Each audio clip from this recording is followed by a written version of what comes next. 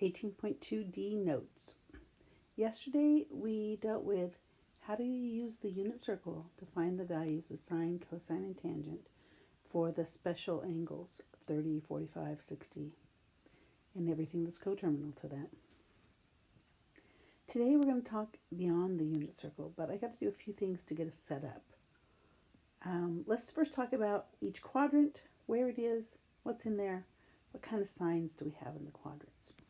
We talked already about the fact that in the unit circle, cosine theta, sine theta. So every x value tells the cosine, every y value tells you the sine. Quadrant 1 goes from 0 degrees to 90 degrees. In radians, that is from 0 radians to pi over 2 radians. Let's look at the next. Let's just talk about sines while we're here. In this quadrant, quadrant 1,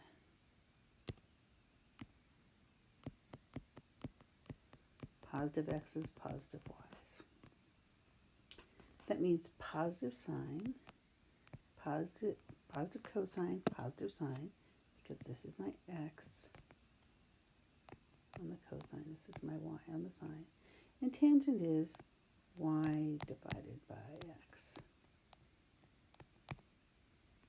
Positive divided by positive, that will still be positive. So the second quadrant starts at 90 degrees and goes over here to the far left to 180 degrees. Now, I want you to think about this, the inequalities. They do not have actual equal marks under them like that, because if they had equal marks, you'd be saying 90 degrees was in a quadrant. 90 degrees is this borderline piece between the two quadrants.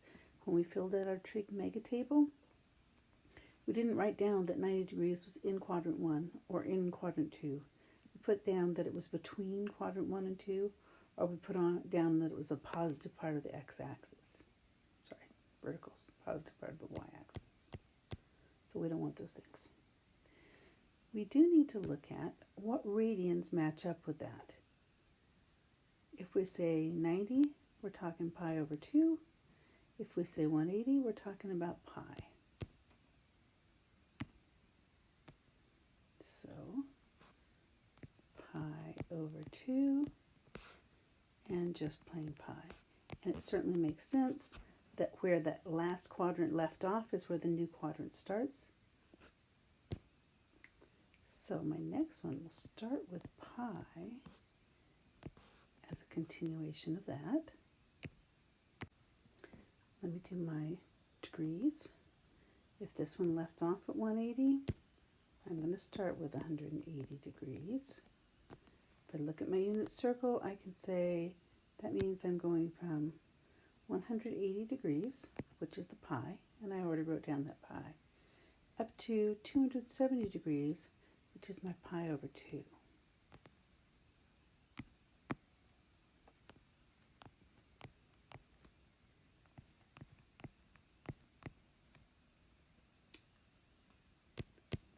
Pi over 2, because we already have pi over 2 way up there somewhere.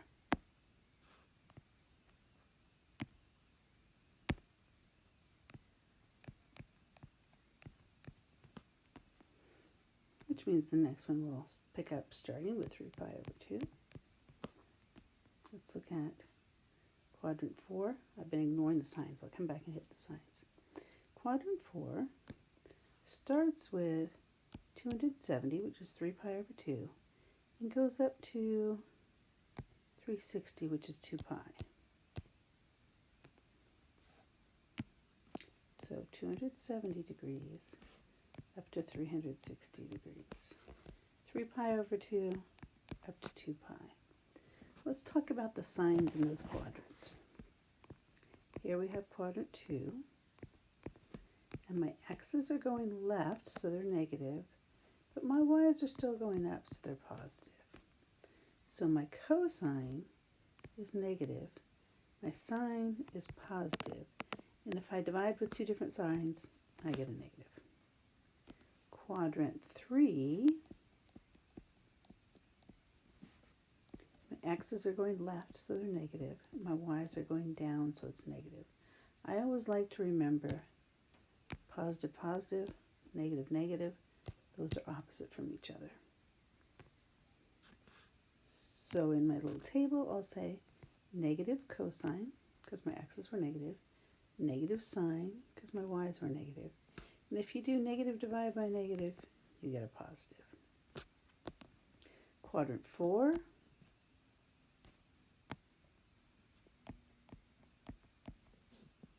x's are going to the right, positive, y's are going down, negative. So I have positive x's, positive cosine, negative y's, negative sine. And when you divide with two different signs, you get negative.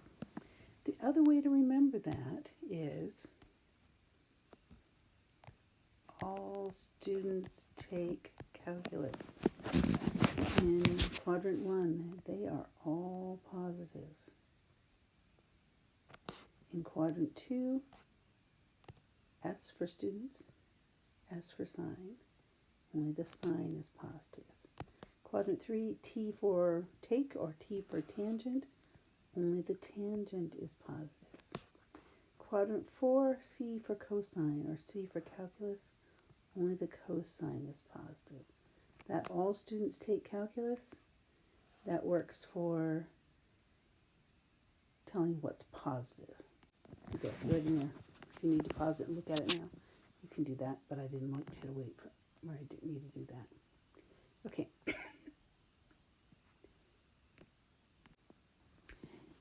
Yesterday we did this table. We're going to do this table again because it's a quick and easy way if you don't actually have the unit circle in front of you to figure out what's going on. I start with square root of 0 over 2, square root of 1 over 2, square root of 2 over 2, square root of 3 over 2, square root of 4 over 2. And then simplify each of those down. Square root of 0 is 0 divided by 2 is still 0. Square root of 1 is 1 divided by 2 is 1/2. Root 2 over 2 doesn't reduce. Root 3 over 2 doesn't reduce. Square root of 4 is 2 over 2, so I just get 1 here. And then I take it in the opposite direction. 0, 1/2, root 2 over 2, root 3 over 2, and 1. Ooh, let's go back and put the degrees on the top. 0 degrees, 0 radians, same thing. If I'm looking at the special ones, I have 30, 45, 60, and 90. 45 is the same as pi over 4. I remember the 4 with a 4. 30 degrees gets a 6 on the bottom. 60 degrees gets a 3 on the bottom. My denominators are going 6, 4, 3. Next one's 2. And it always goes around the circle with the denominators in that order. Let's look at the tangent section. And I know I said this before, but then we didn't have any tangents on yesterday's assignment. The tangent is always the sine divided by the cosine. The sine is my y, the cosine is my x, the tangent is my y over x. Or you can write sine theta over cosine theta. I expect to see work for tangent every time they ask you for the tangent. But let's see what we have. We have 0 over 1. We have 1/2 divided by root 3 over 2.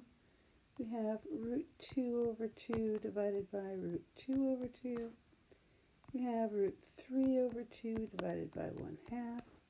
We have 1 divided by 0.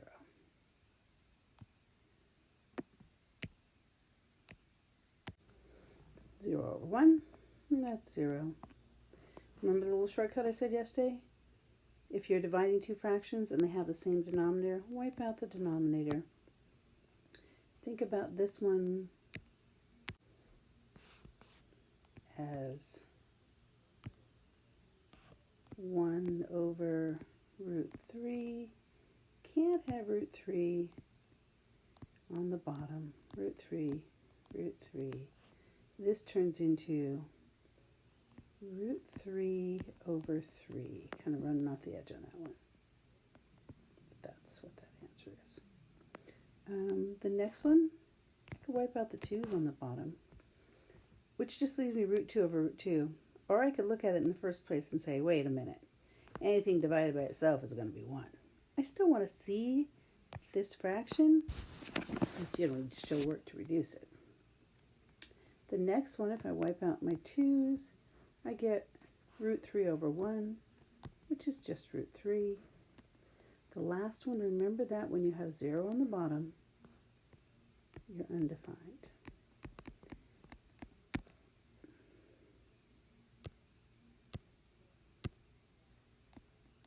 Another way to think about tangent is it's kind of like the slope of the angle.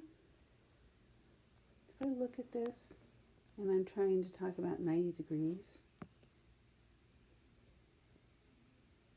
do you remember that's a line with a undefined slope, vertical line? If I look at 0 degrees, that has a 0 slope. It's a little harder to read the slope on the others, but you can think of it that way if you're forgetting which one's 0 and which one's undefined. Okay, now let's start using that stuff. Here we go. Some examples.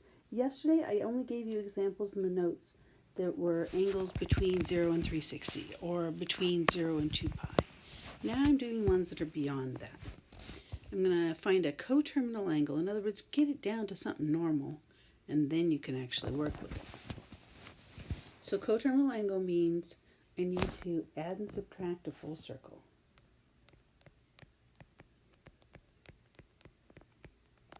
In degrees, that means I'm going to add and subtract 360. 765, way too big. Minus 360 degrees gives me 405 degrees. Still too big. Let's subtract another 360 degrees. 45 degrees. So, we've got 45 degrees. I didn't even draw my unit circle here, but we're going to just take a quick sketch and look at that.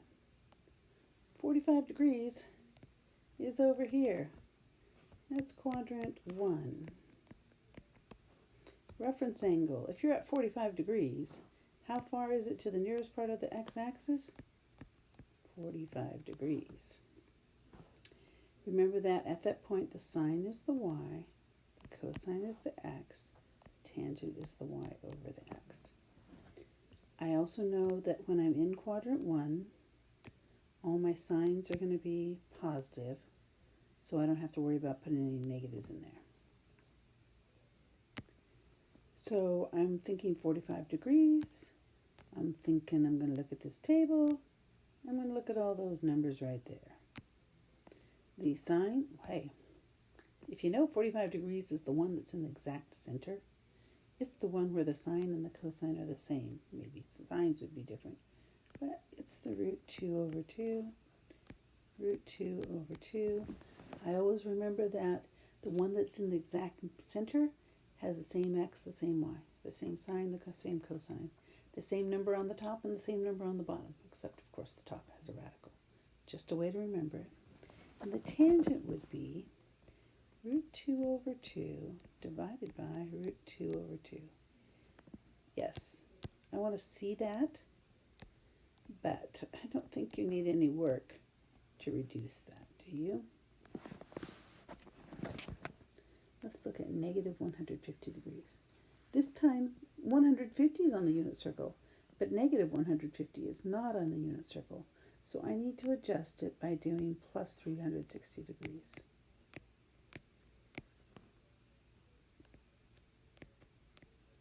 210 degrees. Then I have to think about what quadrant that's in. If this is 0 and 180 and 360, is it closer to 180 or closer to 360? I don't know, but it's out here somewhere, because I also know that's 270. Helps to have those 4 parts memorized. So I know that it's over here in quadrant 3. I know that in quadrant 3, I've got negative, negative. Reference angle, you have to say, is it closer to 0 or 180 or 360? It's closer to 180. So I'm going to say, what is 210 minus 180 tells me 30 degrees. My reference angle, 30 degrees. But because I know I'm in quadrant 3, negative, negative, or think this way, all students take calculus. In this section, only the tangent ends up positive. Okay, 30 degrees. So on my table, I'm going to look at the 30 degree line right there. And I'm going to say my sine is 1/2. My cosine, root 3 over 2. My tangent, divide those. Negative 1/2 divided by negative root 3 over 2. Because it's always the sine divided by the cosine. Shortcut, wipe those 2's out. Maybe also wipe out those negatives. I have 1 over root 3. I'm not supposed to leave a radical on the bottom. Root 3, answer root 3 over root 9, which is plane 3. There's my tangent. Okay, let's try some of those in radians. I have 3 examples in radians, because for some people the radians are harder, and I thought we should do a few more. 15 pi over 4. I really think that with the radian ones, a sketch will help you. We did some sketches there too, just so I could show you what I was talking about. But I wouldn't have bothered for myself. For these, even for myself, I think about a sketch. So I'm saying a really rough sketch. This is pi. This is 0. Because I have a 4 on the bottom, I'm calling this 4 pi over 4. Over here for the 2 pi, I'm keeping a 4 on the bottom, but 2 times 4 is 8 up top. So 15 pi over 4 is bigger than a full circle. Let's get rid of the full circle and see what we have left. 15 minus 8 is 7 pi over 4. And then I'm going to take a rough idea of where is that on the graph. 4 pi over 4, 8 pi over 4, it's close. 7 pi over 4 is closer to this. So I'm just throw it over here. If somebody asked you to draw the measurement of that angle, that would not be a good enough picture. It's just a sketch so we can get an idea of where we are. I would say we are in quadrant 4. And let's think about our reference angle. Since this looks like it's closer to 8 pi over 4, I'm going to do 8 pi over 4 minus 7 pi over 4 equals pi over 4 reference angle. But if you wanted to instead use the shortcut to find my reference angle, the picture helped me figure out my quadrant, but I could just say shortcut for reference angle. Bottom of the fraction is 4, pi over 4. Bottom of the fraction is 6, reference angle, pi over 6. Bottom of the fraction is 2, reference angle, pi over 2. You're allowed to take that shortcut. that won't work if the bottom of the fraction is not one of the basic 2, 4, 6, oops, skip to 3. 2, 3, 4, there is no 5 and a 6. It won't work for anything else, but guess what? When we're doing sine, cosine, tangent, they're not going to ask you something with a 9 on the bottom or a 12 on the bottom or a 62 on the bottom, because we don't know how to find sine, cosine, tangent for those. These are the ones we know. We can just call it that. Let's finish off this problem before I go back and work on those others. Because I'm in quadrant 4, I know that my x's are going in the positive direction to the right, and my y's are going down, so they're negative. That means that my x is positive, my y is negative, and when I divide them, I will get a negative. Or again, I can say all students take calculus.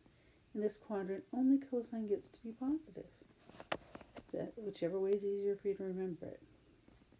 So now I'm trying to say my reference angle is pi over 4. I'm going to go up to my table and look at the pi over 4 section.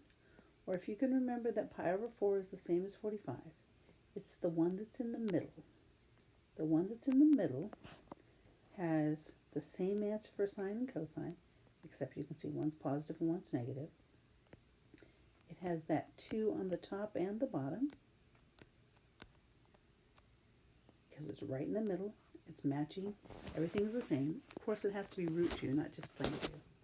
And then when I do my tangent, I'm doing root 2 over 2 divided by root 2 over 2. And the sine one happens to be negative, which just means my answer is going to be negative. And anything divided by itself, I get negative 1. There we have our sine, our cosine, and our tangent. I think that on my last video, one of those, I forgot to write down the negative sign. So when you look at the link in the School Loop assignment, there's a disclaimer next to it saying, I've made a mistake. Read those things. Okay, here we go with negative 5 pi over 6. It's negative, so it's outside of the normal unit circle. I'm going to think about, here's pi, because this has a 6, I call it 6 pi over 6. And then over here, pi over 6, but 2 times 6 puts a 12 on top. So it's negative, and I don't want it to be negative. I want it to be something normal. So I'm going to say negative 5 pi over 6 plus a full circle puts me at 7 pi over 6. Notice when I'm doing these sketches, I say these would not be adequate if they asked you to draw the angle. Well, I'm not worrying about drawing in the arcs. I'm not worrying about making them in a perfect position. Obviously, if I just subtracted a full circle, there'd be an extra full rotation around before we even started thinking about this. But 7 pi over 6 is closer to 6 than it is to 12. So it's over here somewhere. It is in quadrant 3.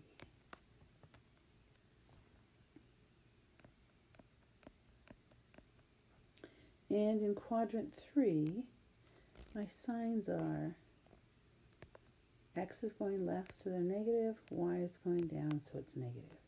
So my x's are negative, my y's are negative. When I divide them, this is going to turn positive. In my workspace, I'm going to show you with the negatives. But even if I didn't, knowing in advance it's positive, that's good. So I'm looking at the pi over 6 column. I'm looking at this column.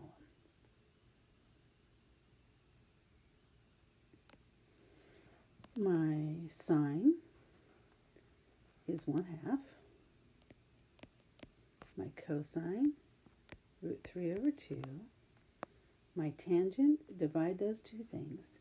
So negative 1/2 divided by negative root 3 over 2 And I don't usually write those slanted fraction bars, but in this case, where we're trying to fit a fraction over a fraction, I often do. Wipe out the 2's so that I have negative 1 over negative root 3. In fact, negative divided by negative is positive. I don't want to end up with radicals on the bottom, so I have to multiply root 3 over root 3 so that I get tangent theta equals 1 root 3, and root 3 times root 3 is just 3. There's my tangent. And notice that negative divided by negative turned out positive as we said it should. Okay, one more of these. I didn't even draw a picture that time to see what's going on. Oh yes, I did draw a picture. I was going to say, I didn't need my picture to figure out the reference angle, though, did I? Okay, let's look at this one. Again, I want to think about the measurements. This is pi. Because that has a 2 on the bottom, I'm calling it 2 pi over 2. This is pi over 2, but 2 times 2 puts a 4 up on top of that one. This is more than a full circle. 11 pi over 2. Take away a full circle. 7 pi over 2. Still bigger than a full circle. Let's do that again. 7 pi over 2, take away a full circle, 3 pi over 2. So, that's the location of it, and the location of it is actually straight down here. Halfway between 2 halves and 4 halves would be my 3 halves. If I really needed to draw this, I would say full circle. Another full circle, and then I can think about going to where I need to be. Yeah, that is not required on here. What quadrant am I in?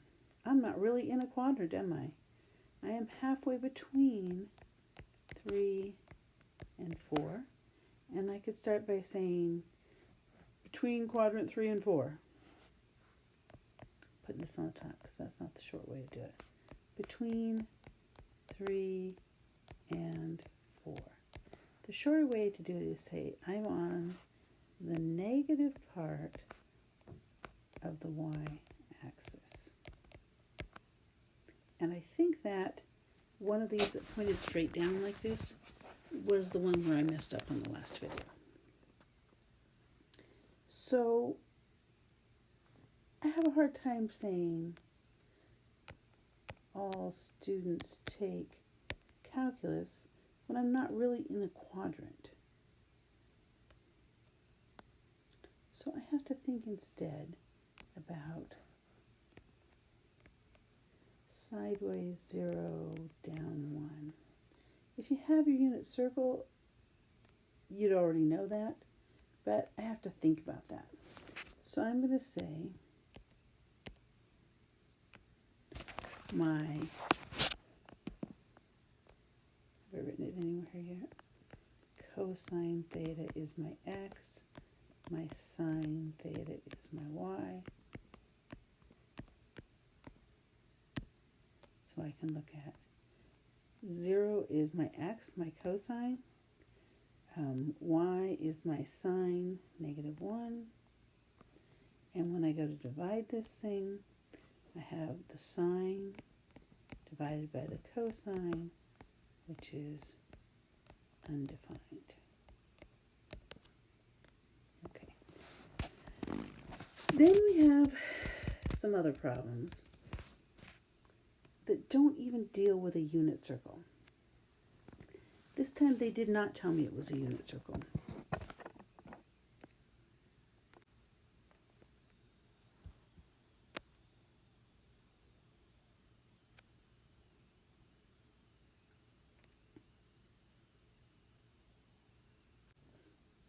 Because usually I just write them as we go, but my writing on using my stylus on my iPad is not that neat, so I wrote them out in advance. So draw a right triangle with the right angle on the x-axis, find the side lengths. So if I'm looking at the sides of the shape here, this side is going left to right. It is my square root 11. This side is going up and down. It's my negative 5. Now, truthfully, you can't have a negative for a length of a side if you're making a triangle, but I like to put it in anyway so that we'll have it when we get to the end. And let's think about what we need for sine, cosine, tangent. I'm going to save this space for my answers. I'm going to make this my workspace. If we think SOHCAHTOA, sine is opposite over hypotenuse. Cosine is adjacent over hypotenuse. Tangent is opposite over adjacent. In these problems, we always make our theta angle be at 0, 0.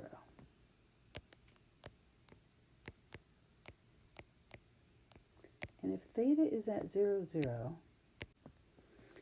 then we always have the side opposite from theta is our y value.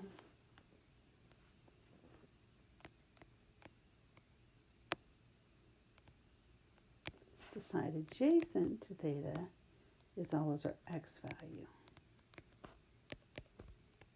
So hey, it kind of looks like what we were doing with the unit circle. It looks like sine is y, cosine is x, tangent is y over x. But it's not totally true in this case, because in this case, we don't have a hypotenuse of 1 like we did in a unit circle. That's what a definition of a unit circle is. Unit means a single item. A unit circle has a radius of 1, and every one of those triangles has 1 for its hypotenuse. In this case, we have a hypotenuse that we have to work out ourselves. So basically I'm going to think a squared plus b squared equals c squared, but I'm going to write it as x squared plus y squared equals c squared. In this case, my x is the square root of 11. The y is the negative 5. Now, some teachers take off that negative right now. And certainly you're allowed to do that if you want to. Some teachers change that negative right there into a positive. I usually don't bother. But there is a problem with that, the way it is. If I do square root, let's just do this one because that's what I'm talking about. Negative 5 times negative 5. I hope you know a negative times a negative is always a positive. But some people put it in their calculators, and if they put it in their calculators without parentheses, the calculator's going to tell you negative 25, which is all fine. You'll probably notice that, unless you try to put the whole left-hand side in your calculator at once. Square root of 11 times square root of 11 is the square root of 121. It's just 11. So 11 plus 25, 36 equals my c squared. And of course I have to take the square root. And for my c value, I don't have to worry about doing the negative, so I'll just do 6. I don't need to worry about plus minus. So if I'm trying to work this problem out, I'm going to come up here and I'm going to say the sine is the y value, and the c we just worked out to be 6. So the answer for sine theta, negative 5 over 6. Some people don't worry about the negative till the end, but based on its quadrant,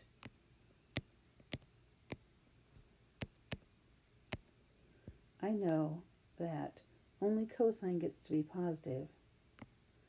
Everything else gets to be negative. It's going to work out that way. Cosine is my x value, which was square root of 11 over 6. Nothing I can do to simplify that. tangent is the y value, which was negative 5, over the x value, which is square root of 11. Now here we have issues, because we're not allowed to leave a radical on the bottom of the fraction. Multiply top and bottom by root 11, so I get negative 5 square root 11 over root 11 times root 11 is plain 11. And I'll move that over to my answer space. Negative 5 root 11 over 11.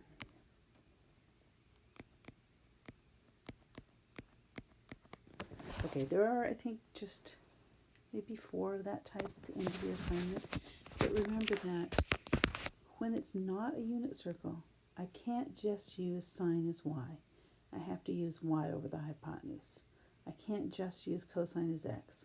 I have to use cosine over the hypotenuse, which means I'm going to have to do this and figure out the hypotenuse myself. It's always theta angle at 0, 0, so it will always be y is my opposite and x is my adjacent. But you still have to think about the hypotenuse before you can work that out. Okay, enough of that. I will definitely come back and do some of these for you. Probably I will wait until after the Zoom meeting so I can see if there are people who have specific problems they want worked out for me.